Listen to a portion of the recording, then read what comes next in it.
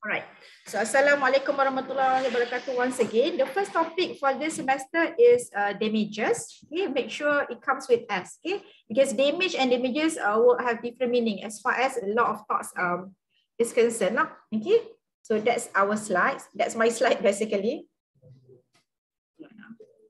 Okay, so this is the introduction. I think you are quite familiar with all the terms here. Okay, when we talk about torts, okay, tortious action, we are talking about legal wrong basically. Okay, we focus on legal wrong, the torts itself, and then after that we are going also to focus or see on the legal damage. Take note now without S. Damage here it refers to injury. Okay, injury or losses suffered, legal damage. And after identifying legal damage, we want to know what's the legal remedy. Okay, what's the relief? How to resolve the problem? Okay, how do you deal with the case? Okay, all right. So as far as legal remedy is concerned, okay, damages, which is our topic, damages are the most common form of remedy.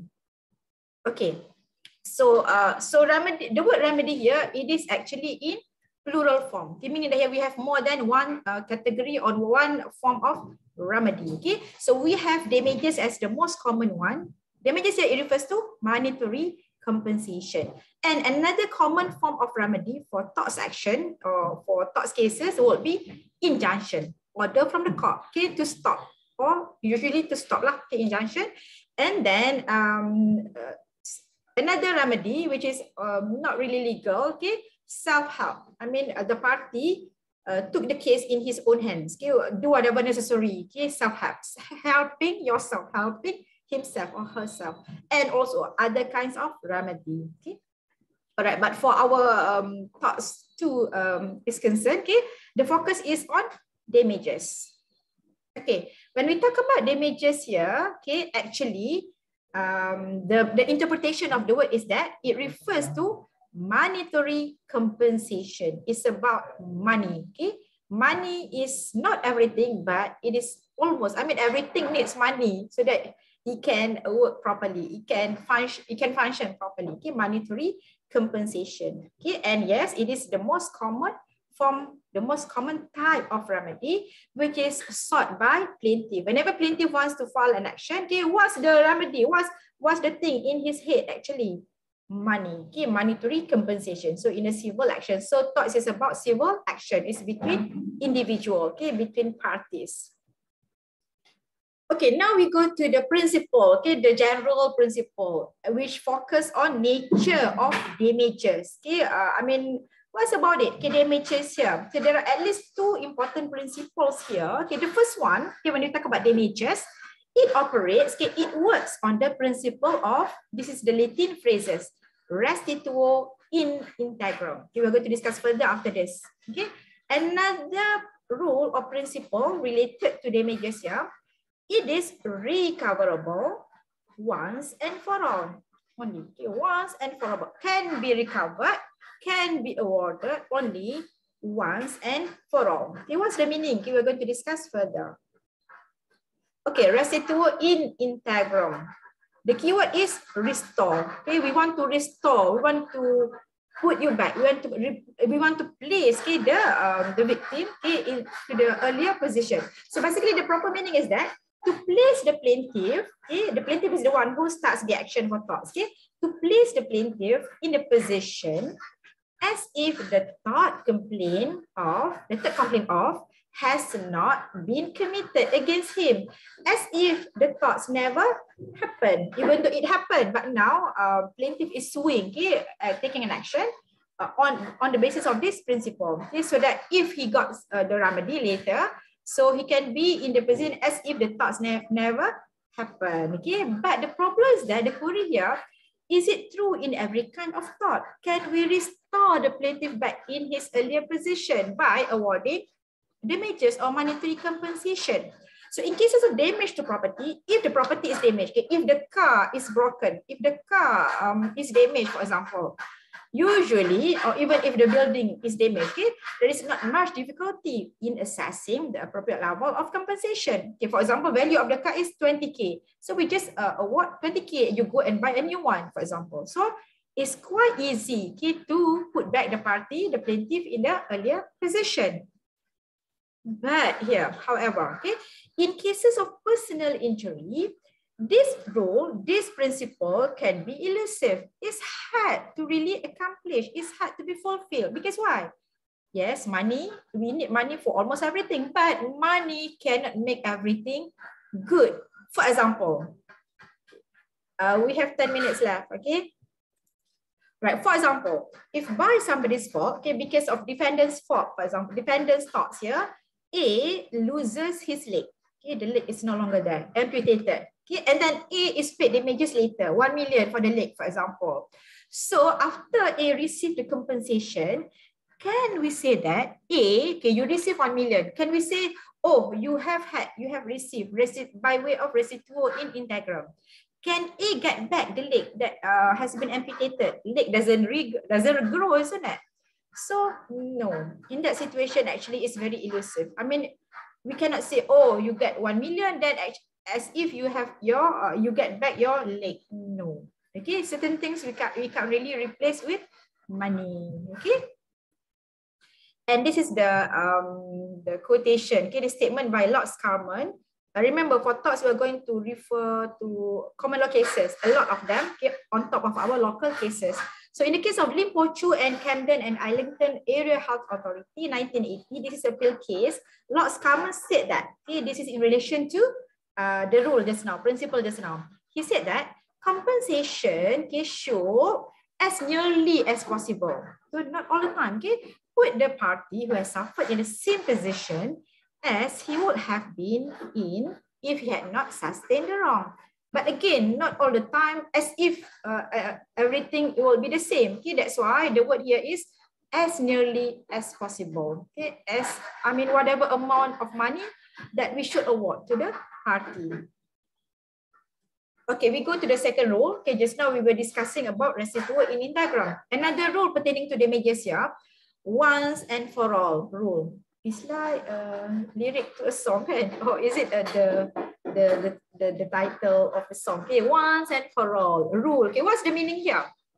The meaning is that, okay, damages, okay, remember, damages come with S. Okay, damages, it must be recovered once and for all. Having said so, it means that plaintiff cannot bring the same action twice. Okay, for example, if plaintiff brought the case in year 2020 and 2021, just example, okay, he got the compensation, but in the year 2020 right now, 2022 right now, he suffered more losses. I mean, he suffered more injuries, more losses.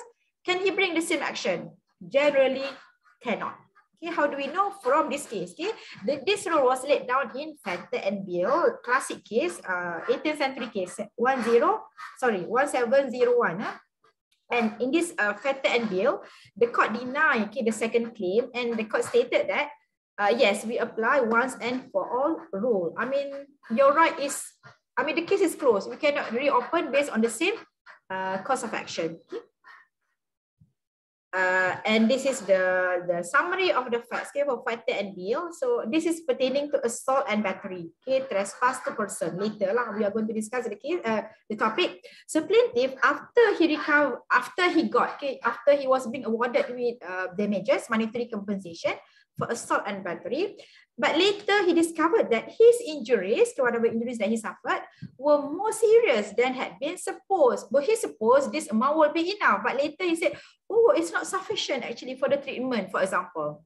So now he sought to bring a fresh action, okay, for the fresh damage that he was suffering. But the court said no. Okay, the court said the plaintiff had but one cause of action, and which had been extinguished. I mean, it's done. Okay, extinguished by the judgment in the former case. I mean, that's it. We close the case. But as usual, okay, usually in torts law, even in contract law, if we have general rule, it comes together with the exception. And the same goes for this particular rule, okay?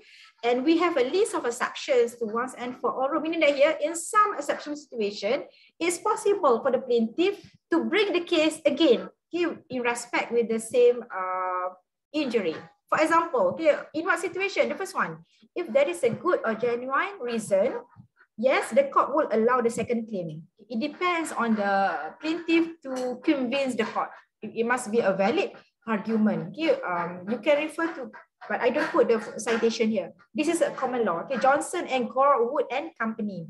And another situation, if there is a continuing injury. So yes, the court will allow a second claim. It depends, okay, on the proof, evidence here, medical evidence.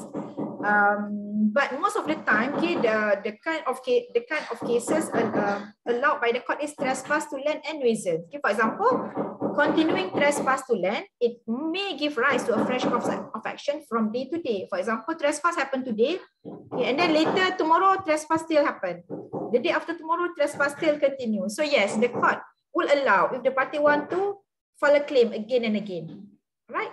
And even, similar principle applies to nuisance. Okay, all this one we are going to discuss it throughout the semester. Okay, trespass to land, nuisance. Okay, and this is an example of the case just now, trespass and nuisance just now.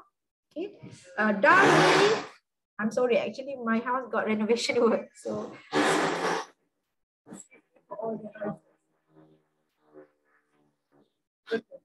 The case is Darley, Maid Colliery, and Mitchell. What happened was that this is about mining. Okay, defendant mine underneath plaintiff land. Okay, that's the work of the defendant here. And case of this defendant's activities, okay, the plaintiff land subsequently cave in. Okay, like in the picture, cave in, and the defendant paid damages accordingly. So everything is settled.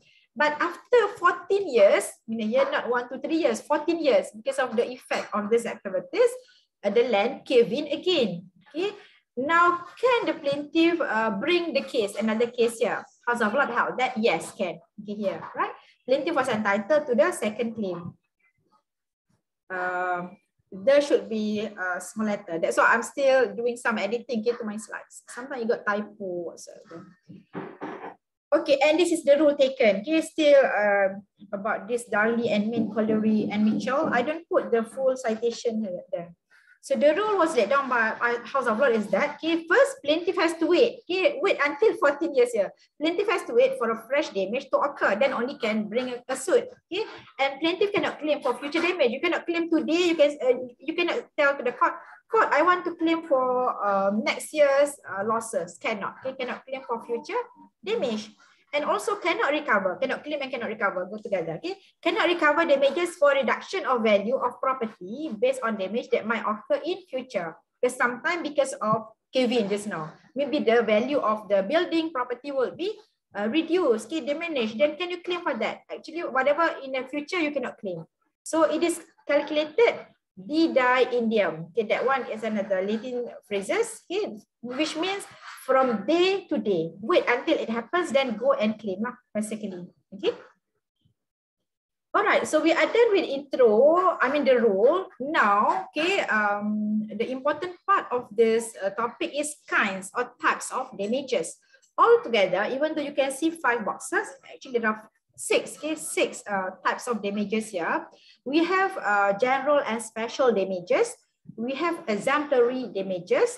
We have aggravated, nominal, and contemptuous damages. But we are talking about monetary compensation.